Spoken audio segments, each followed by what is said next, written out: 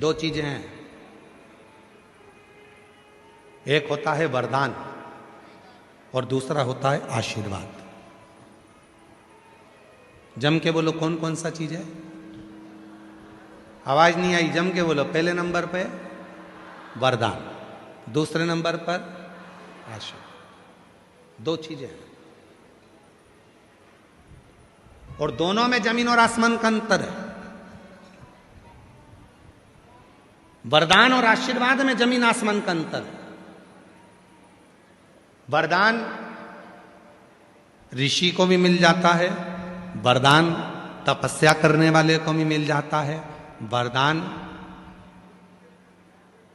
असुर को भी मिल जाता है, वरदान कोई बहुत राक्षस है उसको भी मिल जाता है, वरदान सुर को भी मिल जाता है, वरदान असुर को भी मिल जाता है, वरदान पशु को भी मिल जाता है, वरदान पक्षी को भी मिल जाता है, और वरदान कोई दुष्ट है पापी है उसको भी मिल जाता है। वो बहुत तपस्या करेगा, वरदान मिल गया। तप करा ब्रह्मा जी का, वर मिल गया। हिरण्यकशिपु ने तप करा, वर मिल गया। हिरण्याक्ष ने तप करा, वर मिल गया। रावण ने तप करा, वर मिल गया। वरदान सुर को मिलेगा, असुर को मिलेगा, दैत्य को मिलेगा। वरदान जिसको चाहो उसको मिल सकता है। वरदान असुर को, राक्षस को भी, पापी को भी मिल सकता है। पर आशीर्वाद केवल भक्त को ही प्राप्त होता है जो भगवान की शरणागति में रहता है। और शिव महापुराण की कथा कहती है, तुम्हारे घर में तुम्हारे बुजुर्ग माँ बाप तुमको आशीर्वाद दे रहे हैं ना, तुम्हारे मम्मी पापा, तुम्हारे पिताजी माताजी अगर तुमको आशीर्वाद दे रहे हैं ना, तो बड़े किस्मत वाले हो कि तुम्हें आशीर्वाद मिल रहा। वरदान, तिजोरी की चाबी, लॉकर का माल तो सबको मिल जाता है, किसको नहीं मिलेगा?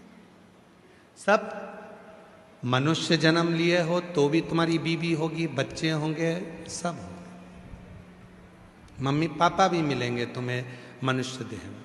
और तुम अगले जन्म में अगर कोई दूसरा जन्म लेकर पैदा हुए, मान लो कुत्ता बन गए, बिल्ली बन गए, सुंगरा बन गए, गधा बन गए, पशु बन गए, पक्षी बन गए, तो उसमें भी तुम्हारे को पत्नी मिलेगी हो।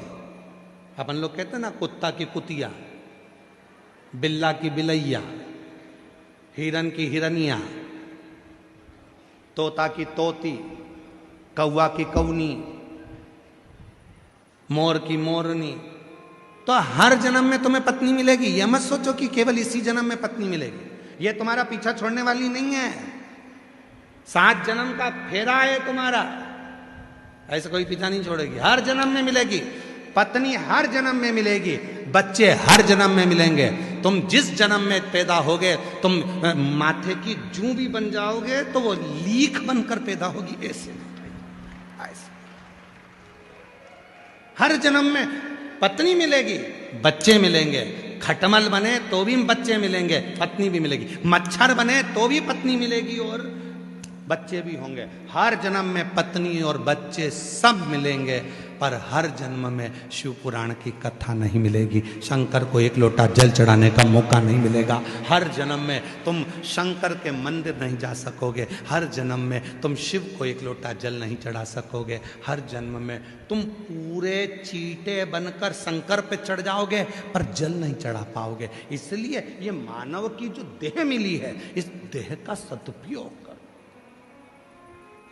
इस देह का सदुपयोग।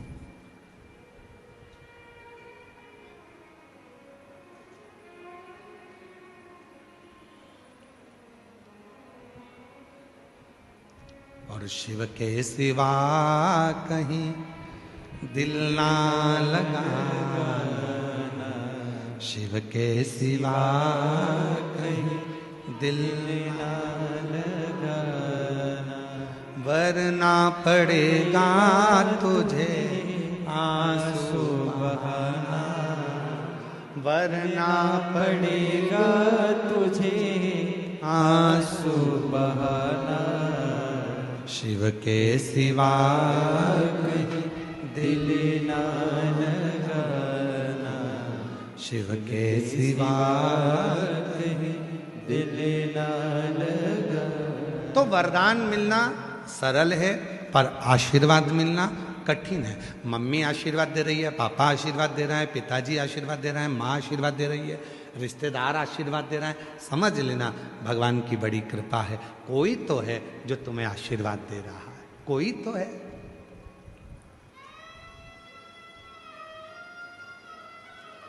सास से खूब लड़ो, खूब लड़ो, ननन से खूब लड़ो, पर पांव पड़ना बंद मत करो। सास से खूब लड़ो, पर पांव पड़ना बंद मत करो। खूब लड़ लो, जितनी तुम्हारी कैपेसिटी है जूड़ा बांध बांध के लड़ो, अच्छी जोरदार दमदारी से, पर प्रणाम करना बंद मत करना, पांव पड़ना बंद मत करना। वो लड़ ले, झगड़ ले, तुम्हें रोटी नहीं दे, अलग कर दे, दूसरे मकान में भेज दे, तो भी सिर पे पल्लू मल्लू लेके तुरंत पहुंच जा। और 30 त्योहार पे जाके डोकरी के बुढ़िया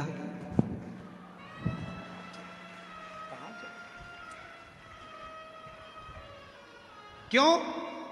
शिव पुराण कहती है कितनी भी लड़ाई हो जाए और सास के तुमने पांव पकड़ लिए, घर के बुजुर्ग के तुमने पांव पकड़ लिए, भले वो अंदर से कुड़ के गाली भी देगी ना, तो भी आशीर्वाद ही कहलाएगा। वो भी आशीर्वाद, वो बद्दुआ भी देगी तो भी आशीर्वाद कहलाएगा। खूब लड़ो, दिल से लड़ो, 4-5 पराठे खा खा के लड़ो।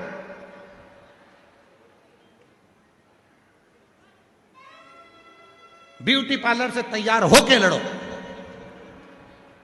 खूब लड़ो, पर पांव पड़ना बंद मत करो।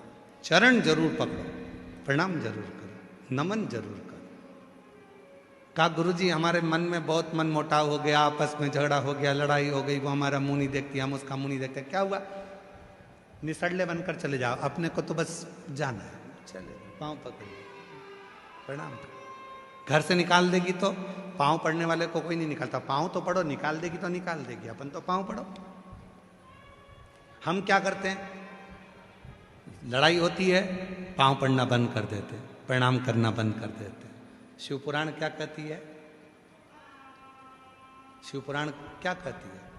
बड़ा कौन है? शिव पुराण क्या कहती है? बड़ा कौन है? शिव महापुराण की कथा कहती है जो किसी के आगे झुककर चलना सीख जाता है वो जिंदगी का सबसे बड़ा व्यक्ति कहलाता है। सबसे। मेरे शंकर भगवान को देखो, देवताओं ने अमृत पी लिया, सारे देवता अमृत की तैयारी में, तो सबके पास अमृत आने वाला था और शंकर जी के पास में विष भेज दिया गया। पार्वती जी ने कहा तुम्हारे पास में विष भेजा है, विष पियोगे? शंकर भगवान बोलने लगे क्या हुआ, विष पीने में तकलीफ क्या है, मैं तो पीऊंगा। विष पिया, विष धारण का।